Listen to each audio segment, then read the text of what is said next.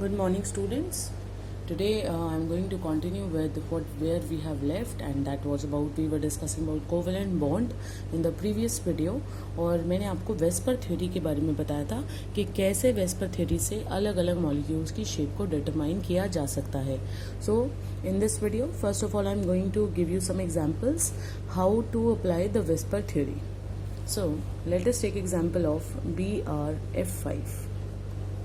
सो पहला स्टेप जो होगा वो हमें निकालने हैं इसमें total number of bond pairs and lone pairs, क्योंकि उसके बाद ही हम अपनी वो पुराना जो टेबल है उस टेबल को कंसल्ट कर सकते हैं. तो कैसे निकालेंगे, जैसे मैंने आपको बताया था कि इसके टोटल वैलेंस इलेक्ट्रॉन्स इनके हमें ऐड अप कर देते हैं. तो ब्रोमीन जो है 7 वैलेंस इलेक्ट्रॉन्स हैं और पांचों फ्लोरीन में भी 7 वैलेंस इलेक्ट्रॉन्स ही होते हैं. तो 7 into 5 तो टोटल हो गया हमारे पास 42 इलेक्ट्रॉन्स. ठीक है, अब 42 इलेक्ट्रॉन्स को आप एक बार 8 से डिवाइड करेंगे. सो 8 5 = 40. ये जो मैंने आपको बताया था कि जो आपका फर्स्ट क्वेश्चन आता है, this will give you the number of bond pairs and then the remainder is 2. If there is a remainder we have to divide it again and that we have to divide by 2 only, not by 8 again. अगर 8 से होना तो पहले ही हो जाता. तो 2 से divide करेंगे और जो हमारे को 2 से डिवाइड करने के बाद मिलेगा question, that would be equal to our lone pair. So basically in this way we can gate.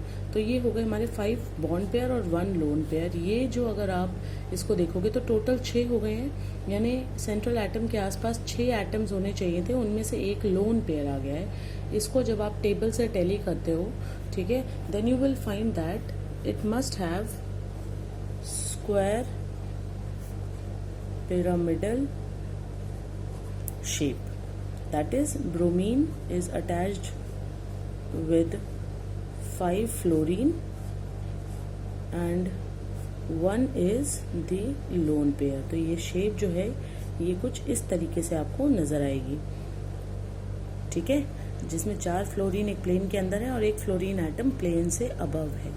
So in this way we can practice. Let me give you another example. ये VSEPR theory चल रही है बच्चों, ठीक है.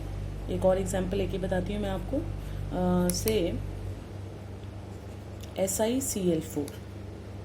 Okay, सो silicon carbon family का belong करता है, तो इसमें 4 वैलेंस इलेक्ट्रॉन्स हैं.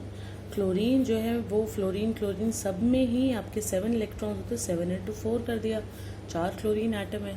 तो टोटल हो गया 4 + 28, दैट इज 32 इलेक्ट्रॉन्स. अब इस 32 को डिवाइड हम कर देंगे 8 से. 8 4 = 32. Because there is no remainder, it means there are no lone pairs and the question is equal to bond pair. अगर चारों के चारों बॉन्ड पेयर होते हैं तो शेप हो गई टेट्राहेड्रल. तो सिलिकॉन जो है वो 4 क्लोरीन के साथ टेट्राहेड्रली अटैच्ड है. ठीक है,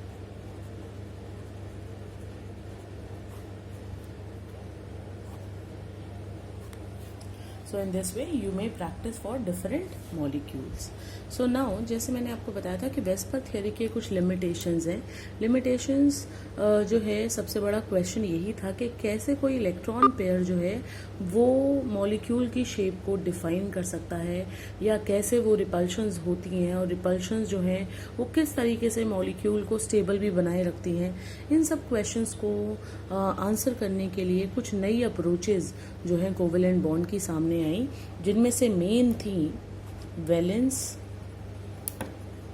बॉन्ड थ्योरी, जिसको शॉर्ट में कहा जाता है VBT. और दूसरी जो थ्योरी आई, मॉडर्न थ्योरीज हैं ये कोवेलेंट बॉन्ड की, ठीक है. और जो दूसरी थ्योरी थी वो थी molecular orbital theory, in short MOT. तो जैसे VBT और MOT जो हैं ये थ्योरीज बहुत ज़्यादा मैथमेटिकल कॉन्सेप्चुअल हैं. तो mathematical concepts are always preferred over the logical ones. तो इसी वजह से जो है, क्योंकि ये ज़्यादा लॉजिकल नज़र आ रही थी, ज़्यादा रीजनेबल नज़र आ रही थी थ्योरीज, इसीलिए फिर वेस्पर थ्योरी को जो है साइडलाइन किया गया और इनको पुट फॉरवर्ड किया गया. इन्हीं को ही बेसिस मान के आज तक भी स्टडीज़ करते हैं. ठीक है। तो ये जो वैलेंस बॉन्ड अप्रोच है, ये वैलेंस बॉन्ड थ्योरी है, इसके अकॉर्डिंगली जो कोवेलेंट बॉन्ड बनता है उसके अंदर कोवेलेंट बॉन्ड को बनाने के लिए there are two considerations. One is energy consideration, ठीक है, जिसके अकॉर्डिंगली जब एटम्स एक दूसरे को अप्रोच करते हैं, एक दूसरे की तरफ शेयरिंग करने के लिए एक दूसरे के नज़दीक आते हैं, तो ऐसा जब वो करते हैं तो उनमें फोर्स ऑफ अट्रैक्शंस भी डेवलप होती हैं और फोर्स ऑफ रिपल्शंस भी डेवलप होती हैं। अट्रैक्शंस क्यों होंगी? क्योंकि जो न्यूक्लियस है वो तो है जी पॉजिटिवली चार्ज्ड, जैसे आप लोग सब जानते हैं, और इलेक्ट्रॉन्स हैं नेगेटिवली चार्ज्ड। तो ये एक दूसरे की जो इलेक्ट्रॉन क्लाउड हैं वो एक दूसरे को अट्रैक्ट करते हैं, ठीक है। और वहीं पर आपका जो एक न्यूक्लियस दूसरे न्यूक्लियस को और एक इलेक्ट्रॉन क्लाउड दूसरे इलेक्ट्रॉन क्लाउड को रिपेल करते हैं।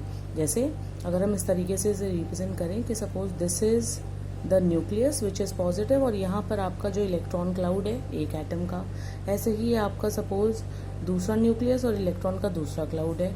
ये अट्रैक्शन कहाँ कहाँ हो रही है? इस इलेक्ट्रॉन की इस न्यूक्लियस की तरफ अट्रैक्शन है, इस इलेक्ट्रॉन क्लाउड की इस न्यूक्लियस की तरफ अट्रैक्शन है, ठीक है। ये तो है फोर्स ऑफ अट्रैक्शन। और ये जो न्यूक्लियस एक दूसरे को रिपेल कर रहे हैं और जो इलेक्ट्रॉन क्लाउड एक दूसरे को रिपेल कर रहे हैं, ये है फोर्सेस ऑफ रिपल्शन। तो बॉन्ड तभी बनेगा, कोवेलेंट बॉन्ड तभी बनेगा जब the force of attraction is more than force of repulsion, ठीक है।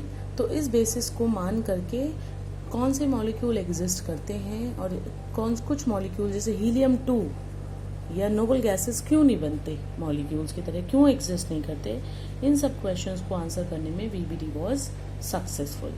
मोर ओवर एक और अप्रोच यहाँ पर दी गई वीबीटी में, and that was orbital overlap, ठीक है। अब जो ऑर्बिटल ओवरलैप है, जैसे आप लोगों को मैंने जब स्ट्रक्चर ऑफ एटम एक्सप्लेन किया था, तो आई हैव टोल्ड यू कि there are different type of orbital, जिसमें आपका एस ऑर्बिटल स्फेरिकल होता है, ठीक है। जो पी ऑर्बिटल्स होते हैं वो आपके कुछ डम्बल शेप्ड होते हैं, कुछ इस तरीके से, if you remember. Then the D orbitals are double dumbbelled, कुछ इस तरीके से, या उनकी डिफरेंट शेप्स हो सकती हैं। तो ये जो आपके अलग अलग तरह के ऑर्बिटल्स हैं, ये ऑर्बिटल्स जो हैं वो ओवरलैप करते हैं एक दूसरे के साथ, और वो ही ओवरलैप कर सकते हैं जो हों हाफ फिल्ड। हाफ फिल्ड यानी अब एक ऑर्बिटल के अंदर 2 ही इलेक्ट्रॉन्स तो आते हैं, तो हाफ फिल्ड होने का मतलब है उनके अंदर अनपेयर्ड या सिंगल इलेक्ट्रॉन होना चाहिए, तभी जाके वो ओवरलैप करेंगे। और ओवरलैप भी तभी इफेक्टिव होगा जब ज़्यादा से ज़्यादा जो है ऑर्बिटल्स एक दूसरे को ओवरलैप करेंगे, तभी जो बॉन्ड है वो स्ट्रॉन्ग बनेगा, कोवेलेंट बॉन्ड स्ट्रॉन्ग बनेगा। तो मॉलिक्यूलर ऑर्बिटल थ्योरी को तो हम डिस्कस नहीं करेंगे बच्चों, you can discuss that in when you would be in 11th class. तो इसको तो अब पेंडिंग छोड़ देते हैं, क्योंकि ये हमें आगे जाके कोवेलेंट बॉन्ड से फर्दर रिलेट नहीं करेगा।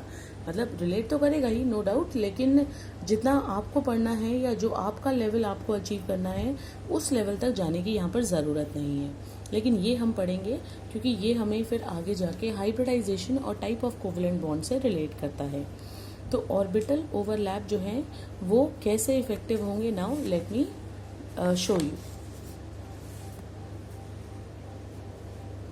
अगर एस ओवरलैप है, यानी एक एस ऑर्बिटल दूसरे एस ऑर्बिटल से ओवरलैप करेगा, सो that overlap is effective overlap, ठीक है। एस और पी जेड, पी के 3 ऑर्बिटल्स होते हैं बच्चों, पी एक्स, पी वाई और पी जेड। तो एस का जब ओवरलैप पी जेड के साथ होगा, so that overlap is also effective, ठीक है। Then p z overlap,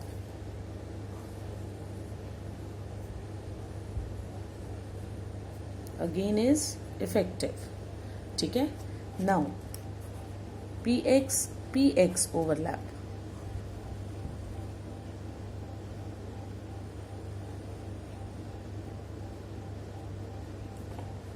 similarly py overlap,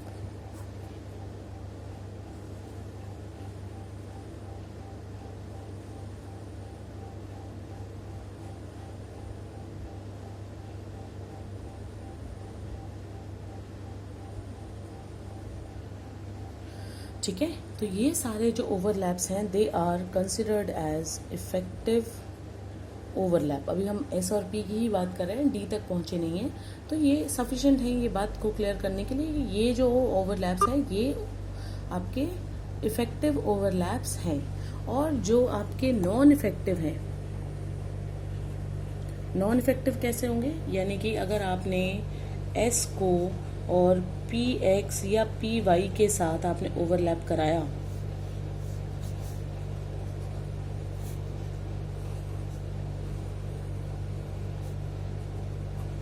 तो वो ओवरलैप इफेक्टिव नहीं होगा।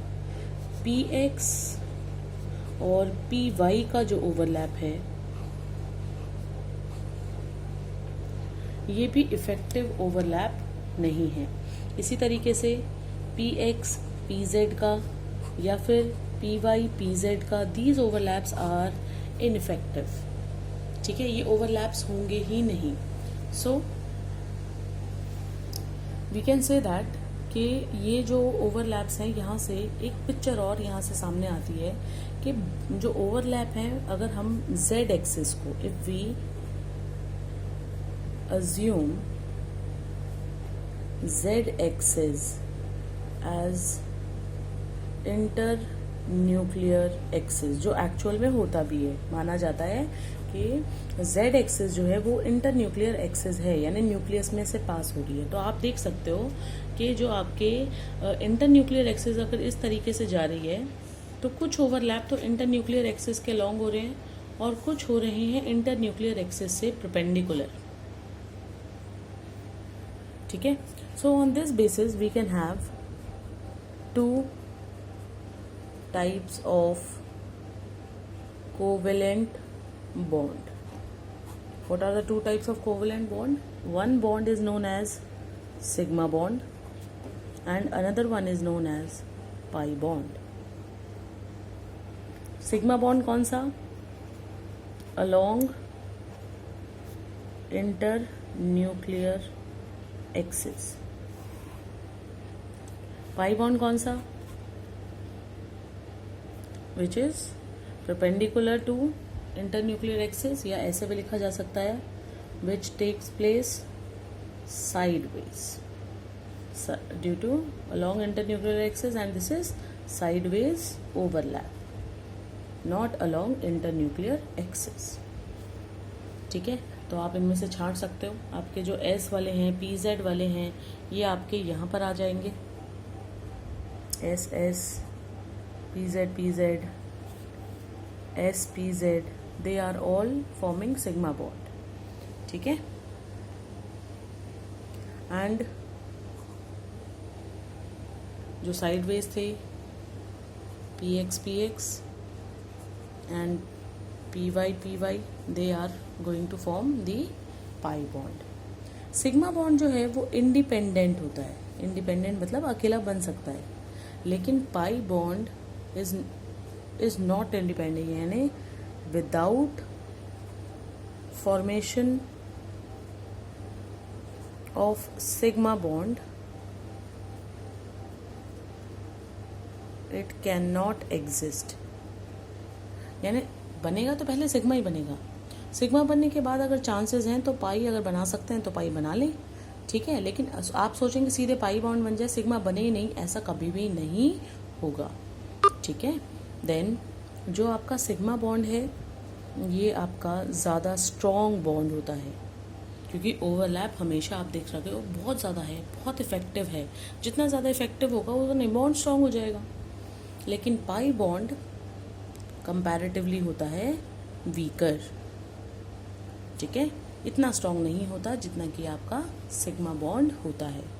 सिग्मा बॉन्ड के अकॉर्डिंग के अलॉन्ग मॉलिक्यूल को हम क्या कर सकते हैं, रोटेट कर सकते हैं। जैसे अगर सपोज ये आपका मॉलिक्यूल है, इस बॉन्ड है, सिंगल बॉन्ड, एक यहाँ एटम लगा हुआ है, एक यहाँ एटम लगा हुआ है, तो आप इसको घुमा सकते हो ना आराम से। ठीक है, सो सिग्मा बॉन्ड के अराउंड क्या हो सकता है, फ्री रोटेशन हो सकती है। Sorry if you are not able to understand the writing, I will try to put a good one. And then जो पाई बॉन्ड है उसके अलोंग रोटेशन हिंडर्ड होती है। हिंडर्ड का मतलब रुकती है, अटकती है। हिंडर्ड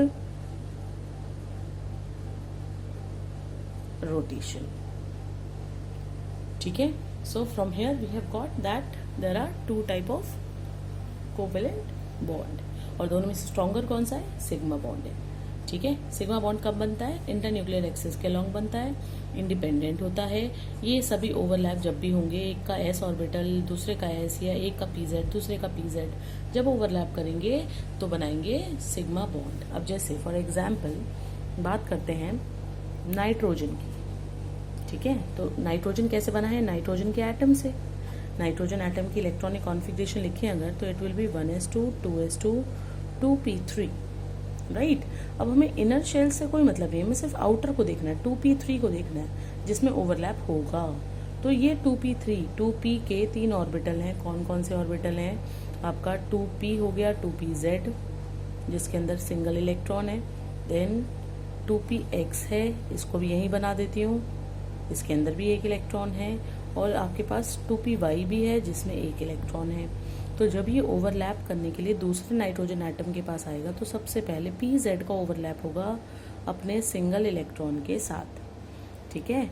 फिर आपका जो इसका भी px और इसका भी py, ये कैसे करेंगे? ये आपने करेंगे sideways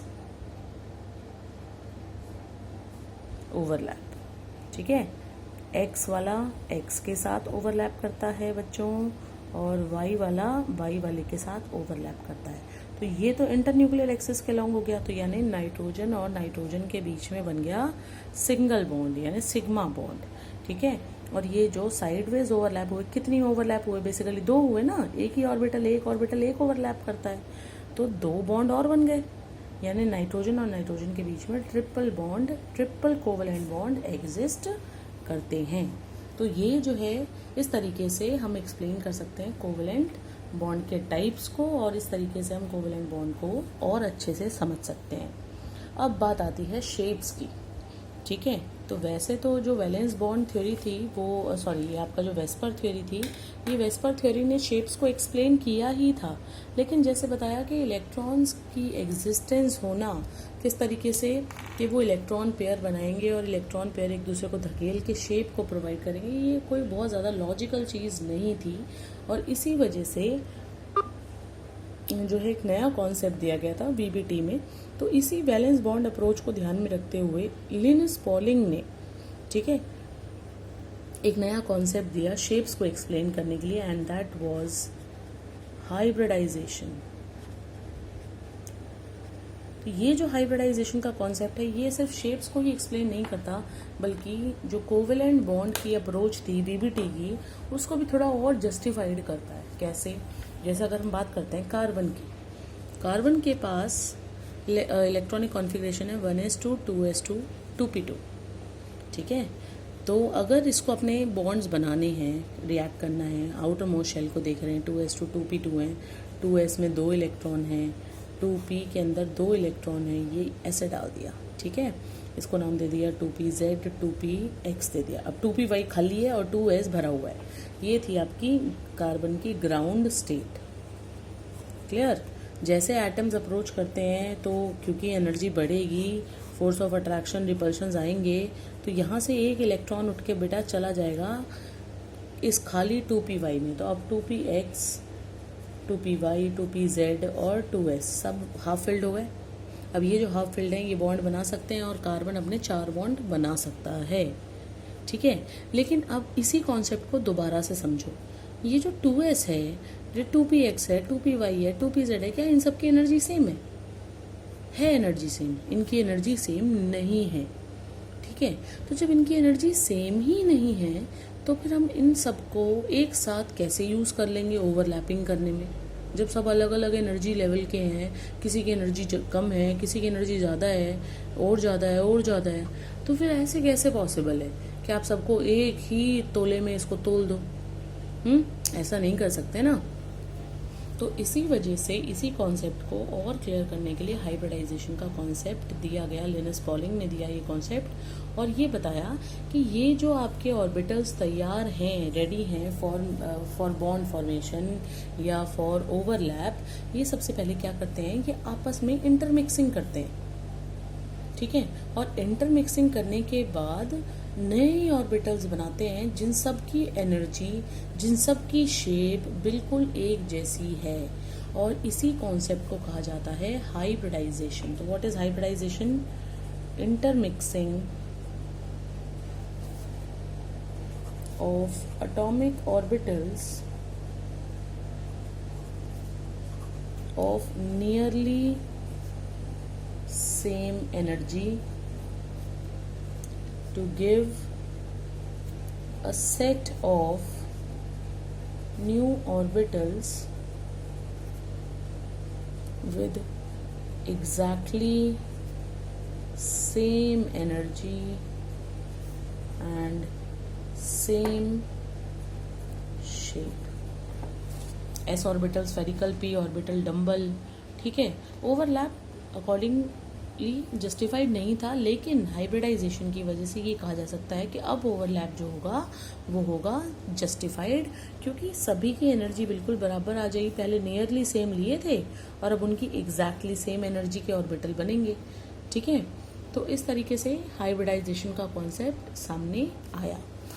stay tuned for the next video, जिसके अंदर मैं आपको बताऊंगी कि किस तरीके से हम किसी भी मॉलिक्यूल की हाइब्रिडाइजेशन को आइडेंटिफाई करेंगे और उसकी शेप के बारे में जो है हम डिस्कस करेंगे। So thank you everyone, have a nice day.